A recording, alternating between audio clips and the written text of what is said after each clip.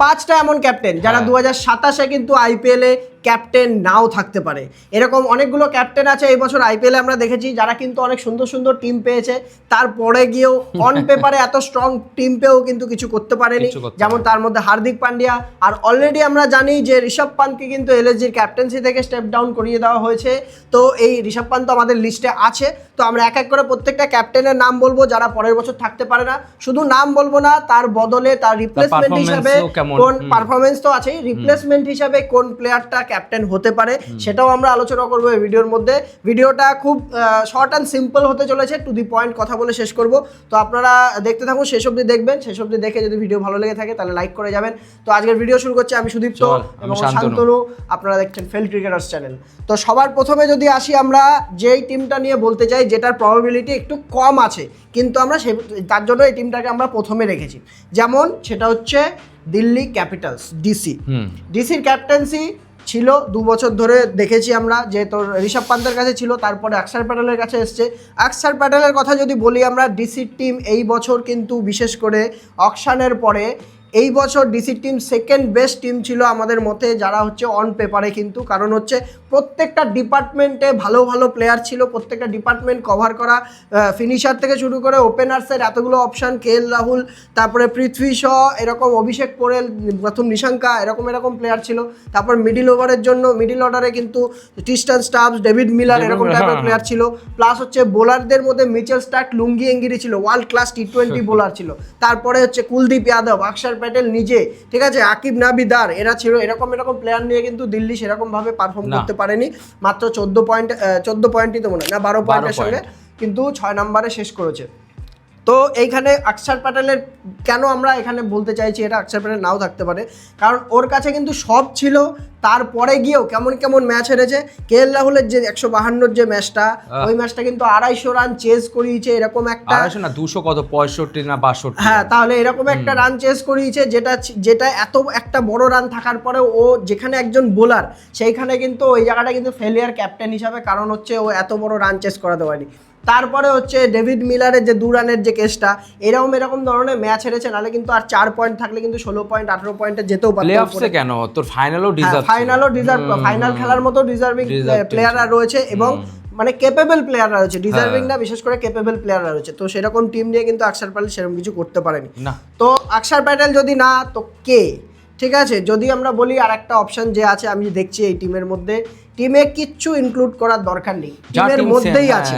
যদি অক্ষর প্যাটেলের আমরা রেকর্ড দেখে থাকি, 12টা ম্যাচে ভাই 27টা ম্যাচের মধ্যে এখনো অবধি ক্যাপ্টেন্সি করেছে, 12টা জিতেছে, আর হচ্ছে কিন্তু 14টা ম্যাচ হেরেছে। ঠিক আছে, এখানে অক্ষর প্যাটেলের এটা রেকর্ড ছিল। তো অক্ষর প্যাটেলের পরিবর্তে যদি আসে কেউ, আমি মনে করি এখানে কেএল রাহুলকে কনভিন্স করো। কেএল রাহুলকে যদি কনভিন্স করা হয়, কেএল রাহুলের কিন্তু লখনৌর ক্যাপ্টেন হিসাবে রেকর্ড ভালো ছিল, 21টা তোর উইন ছিল আর 16টা কিন্তু লুজ ছিল, 21টা ম্যাচ জিতেছিল, মানে উইনিং রেশিও বেশি আছে বলতে গেলে। কেএল রাহুল নিজে বলেছে আমি ক্যাপ্টেন্সি করতে চাই না, সেটা আলাদা ব্যাপার, কিন্তু যদি ওনাররা চায় যে না ওখানে তোর ওকে কনভিন্স করে ক্যাপ্টেন করতে, তাহলে আমি মনে করি ওর একটু কনফিডেন্সে পড়ে গেছিল, এটা হচ্ছে মুদ্রা কথা। ক্যাপ্টেন্সি করতে চায় এটা তো আমরা সবাই জানি, কিন্তু ওর পুরোপুরি এখানে দিল্লিতে এসে বলেছিল আমি খেলতে চাই। ও খেলেছে 2 বছরই খেলেছে, 500-র উপরে সিজন গেছে।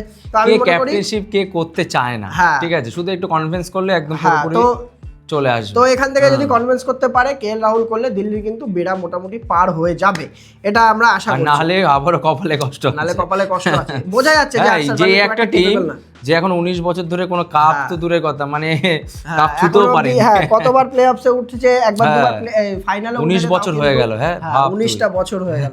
তো ডিসির কথা তো বললাম, এরপরে আরেকটা যেটা শকিং চেঞ্জ হতে পারে পরের বছর, সেটা হচ্ছে সিএসকে কে নিয়ে বলতে চাই। সিএসকে কিন্তু ঋতুরাজ গায়কোয়াড়কে পুরোপুরি এবার অফ ফর্ম দেখা গেছে, ক্যাপ্টেন্সির দিক থেকেও প্লাস হচ্ছে ওর ব্যাটিং এর দিক থেকেও। মাত্র 337 রান করেছে, 123 স্ট্রাইক রেট, এইটা হচ্ছে তোর দেখার মতো বিষয় যে হচ্ছে 123 স্ট্রাইক রেট কিন্তু একটা ওপেনার টি20-তে এখন চলবে না। তো ও ফর্মে কিন্তু এখানে ল্যাক করেছে। গত বছরের আগের বছর ক্যাপ্টেন্সি পেয়েছিল 2024-এ, সেই বছর 590 বা 600 রানের কাছাকাছি সিজনও গেছে, ঠিক আছে। ওখানে প্লে অফসে উঠতে পারেনি, ঠিক আছে, সেটাও মানলাম আমি, এরকম সিজন হয়। কিন্তু গত বছর ও বসে পড়েছে, ধোনি ক্যাপ্টেন্সি নিয়েছিল কিন্তু ও ডুবিয়ে দিয়েই বসেছিল কিন্তু, ঠিক আছে। তারপরে হচ্ছে তোর ঋতুরাজ গায়কোয়াড়ের এই বছর তো দেখলাম এই বছর ক্যাপ্টেনশিপ এই বছর একদম বাজে গেছে। তাহলে এখানে আমরা ঋতুরাজ গায়কোয়াড়কে কেন আরো বলছি, যদি অন্য কোনো প্লেয়ার সেরকম না থাকতো তাহলে বলতাম না যে এখানে চেঞ্জ করার কথা আছে। না, এখানে একটাই প্লেয়ার আছে যে ঋতুরাজ গায়কোয়াড়কে রিপ্লেস করতে পারে এবং ঋতুরাজ গায়কোয়াড়ের থেকে অনেক বেশি এক্সপিরিয়েন্স, সেটা হচ্ছে সঞ্জু স্যামসন। সঞ্জু স্যামসনকে পরিষ্কারভাবে দিয়ে দাও ক্যাপ্টেন্সি, ঋতুরাজ গায়কোয়াড়কে খুলে খেলতে দাও একদম। তারপরে তো সঞ্জু স্যামসনের পরে তো ঋতুরাজ গায়কোয়াড় থাকবেই, আরো 2-4 বছর এক্সপিরিয়েন্স গেইন করে নিক না, অসুবিধাটা কি, আমার তো অসুবিধা নেই করো।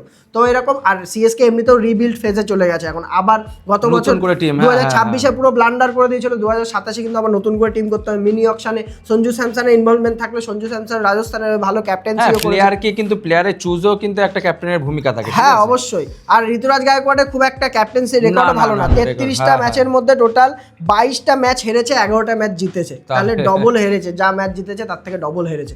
তাহলে এখানে কিন্তু এই ধরনের ক্যাপ্টেন আমার মনে হয় না চলবে, পরের বছর চেঞ্জ করো। যদি সিএসকে নতুন করে টিম বানাও তাহলে সঞ্জু স্যামসনের সঙ্গে, তাহলে গিয়ে কিন্তু সিএসকে এখানে 3-4 বছর কিন্তু একদম পুরো ব্যাকফুটে রয়ে গেছে সিএসকে। হ্যাঁ অবশ্যই। আর সব সময় লাস্টের দিকে শেষ করছে, গত বছরও দেখেছি আমরা 9-10 নম্বরে, এই বছরও 8 নম্বরে বোধহয় শেষ করেছে, 8 নম্বরে 7 নম্বরে। তো যাই হোক, এরপরে যদি আমরা টিমের পরে আসি, সেটা হচ্ছে মুম্বাই ইন্ডিয়ান্স, যেটা সব থেকে পরের বছর ধামাল করতে চলেছে, মানে শক করতে চলেছে সবাইকে। সেটা হচ্ছে, যা শোনা গেছে এখনো অবধি, হার্দিক পান্ডিয়া কিন্তু মুম্বাই ইন্ডিয়ান্সের সঙ্গে কন্টিনিউ করছে না।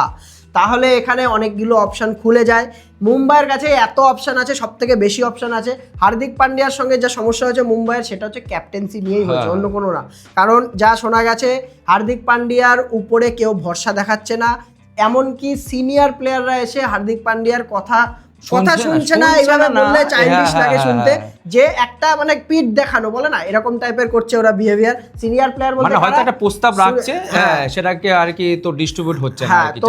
সিনিয়র প্লেয়ার বলতে কারা, সূর্য কুমার, রোহিত শর্মা, বুমরা, এরাই কিন্তু এরাই কিন্তু সিনিয়র প্লেয়ার।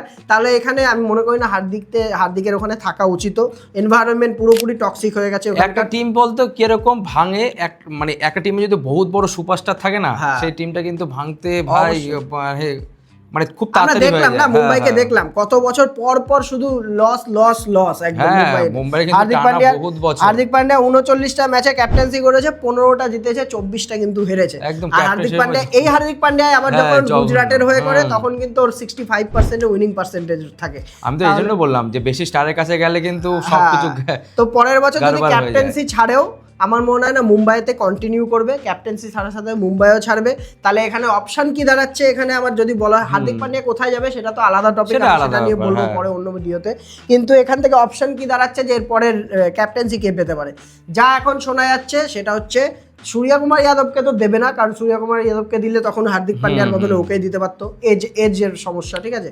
তারপরে হচ্ছে একটা অপশন যেটা শোনা যাচ্ছে জাসপ্রীত বুমরা।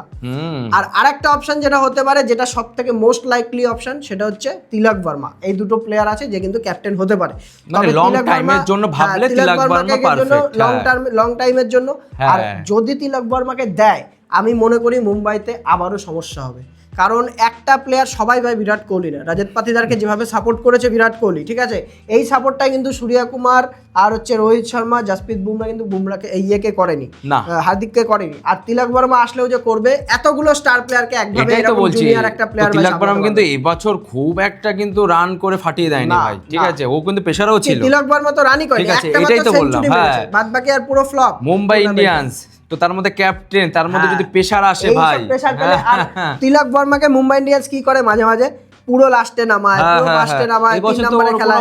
তাহলে এখানে জাসপ্রীত বুমরার পসিবিলিটিটাই কিন্তু বেশি দেখছি আমরা, জাসপ্রীত বুমরা কিন্তু লাস্ট ম্যাচ ক্যাপ্টেনশিপ করে কিন্তু ভাই জিতেছে, টেস্টেও জিতেছে, টি20তেও জিতেছে। আর ভাই তো এটা মুম্বাইয়ের এই অপশন আছে। আপনারাও কমেন্ট করে জানান যে আপনাদের কে মনে হয়, তিলক বর্মা হতে পারে বা হার্দিক তোর হতে পারে, জাসপ্রীত বুমরা হতে পারে।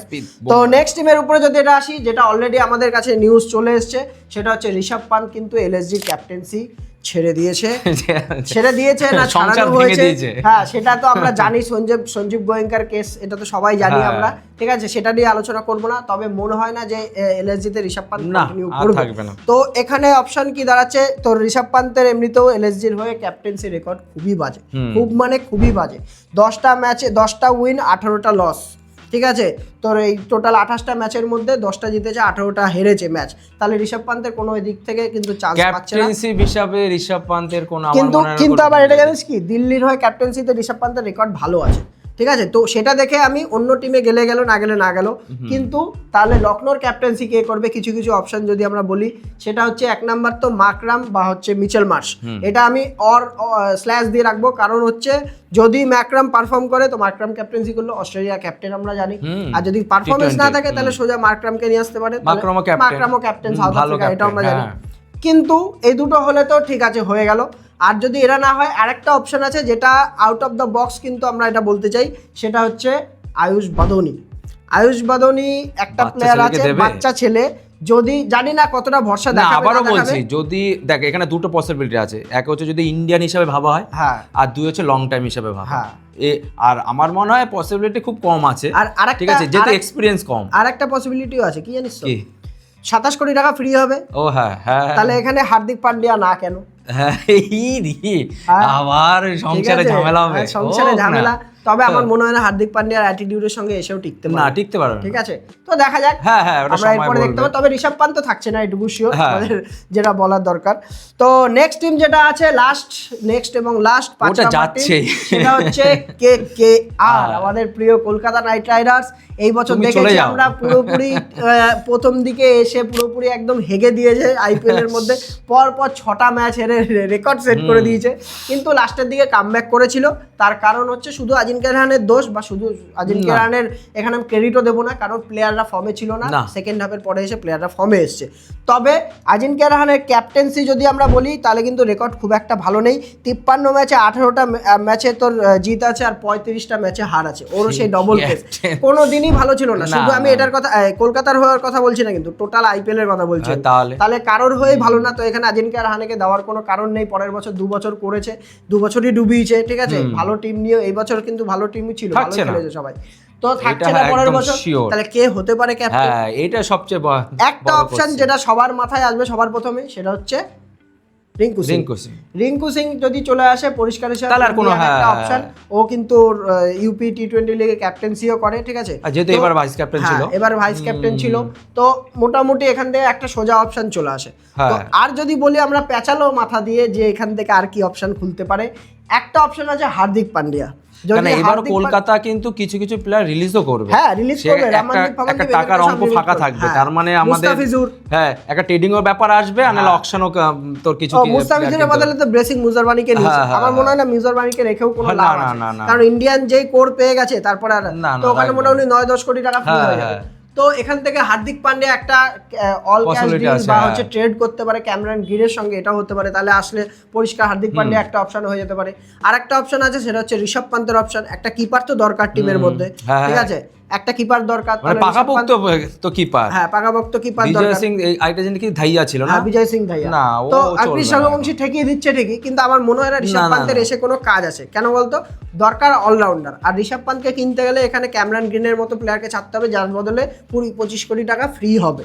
নিশ্চয়ই ও 27 কোটি টাকা ওই ব্যাপারটা ছাড়বে না, তাহলে অতটা তো ছাড়বে না ভাই, 18 কোটি তো মিনিমাম নেবে, ঠিক আছে, 18-20 কোটি। তাহলে ঋষভ পান্ত কিন্তু এখানে চান্সটা কম দেখছি। তো কলকাতার ফ্যান্সরা এটা আমাদের কমেন্ট করে জানান যে আপনাদের কি মনে হয় পরের বছর আজিঙ্ক্য রাহানে তো থাকছে না মোটামুটি, তো এখানে কে ক্যাপ্টেন, কি এনাফ নাকি অন্য কাউকে দেখা যেতে পারে, ঠিক আছে। আমাদের এই 5টা আজকের টিম আমাদের যেটা মনে হয়েছে যে ক্যাপ্টেন চেঞ্জ করতে পারে, সেটা আমরা আলোচনা করে নিলাম। যদি আমাদের অপশনগুলো আপনাদের ভালো লেগে থাকে, যদি রাজি থাকেন, বা হচ্ছে আপনারা যদি মনে হয় না এটা না ওটাও হবে, তাহলে কিন্তু আপনারা কমেন্ট করে জানিয়ে নেন, আমরা সেটার উপরে অবশ্যই রিঅ্যাক্ট করব। আর কে ক্যাপ্টেন হতে পারে এটা অবশ্যই আপনারা কমেন্ট করে জানান। হ্যাঁ, তো আজকের মতো এটুকু রাখছি, ভালো থাকবেন, সুস্থ থাকবেন, আর ভিডিওটা লাইক করে যাবেন যাওয়ার আগে। Good bye.